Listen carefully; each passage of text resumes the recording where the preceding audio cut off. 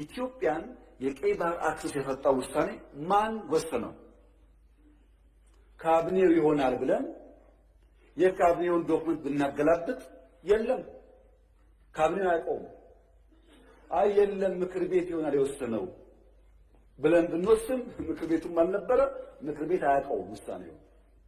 የለም የኢትዮጵያ ሕዝብ ሪፈረንደም ወስኖ እንዳይሆን እንዳይባል ነበርን እኛም ያኔ።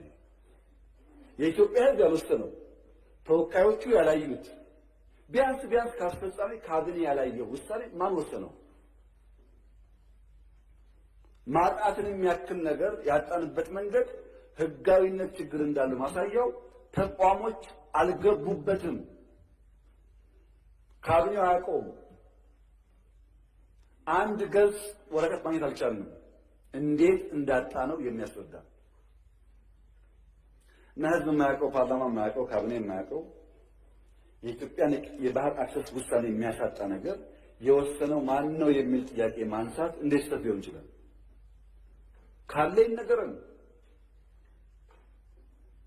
ከሌለ ግን ይሄ ጉዳይ ይሄን አንስቶ እንደ መድፋት አይደለም፣ የህልውና ጉዳይ ነው። ማን ወሰነው?